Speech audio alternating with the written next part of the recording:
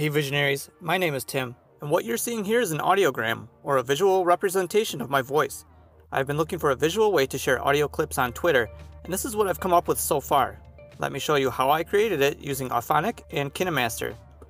The first thing you need is an audio file. I've been using Evolution Mobile Studio to record daily flash briefings for Alexa, so I will use one of those clips. The next thing I need to do is create a black background for my audiogram. I will open KineMaster and start a 16:9 project. Then add a black background by tapping Media, Background, and choose Black. Then make sure the clip is selected and tap this icon to save the image. Next we will create the basic audiogram using Auphonic. I have the app downloaded and already have an account set up, which allows you to process up to 3 hours of audio per month for free. From the menu, choose Productions, which brings you to the web service. Upload the audio clip and use the black background as your cover image.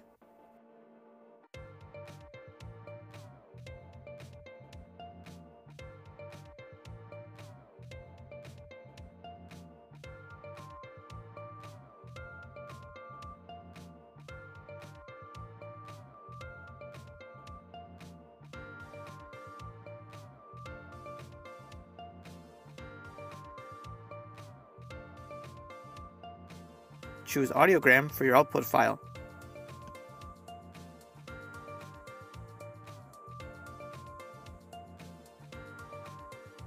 Then you can optionally enable any of these audio processing parameters. For my flash briefings, I use all of these, normalizing to -14 LUFS.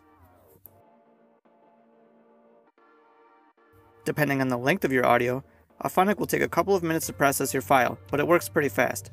In KineMaster, I'll tap the media browser and import the file that was downloaded.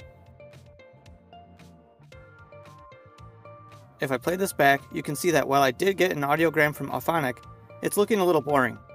So what I will do next is add some effect layers for a more interesting look. Tap to go to the asset store and download any effects that you want to use.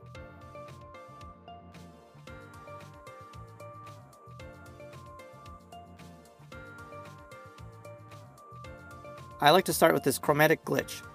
Scale the layer up to fill the frame, and extend the duration to cover the entire timeline.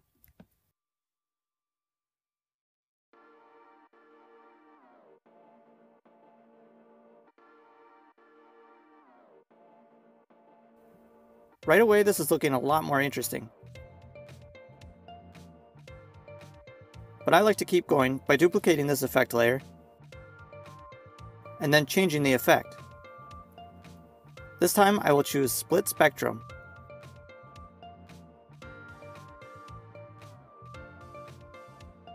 The nice thing about this effect is it has some options you can play with, including these scan lines that add detail to the background.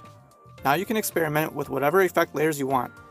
For example, the neon effect actually looks really cool with this technique. And again, try different options in the settings menu.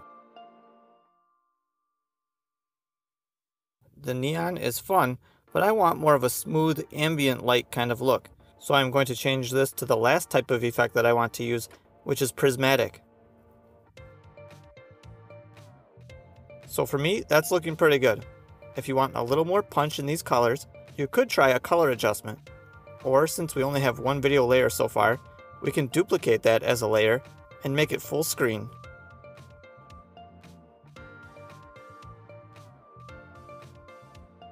Send it to the back, and change the blend mode to screen for extra brightness.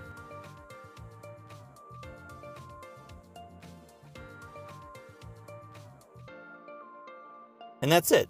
You can use this as a background for a logo, text, or even a green screen setup.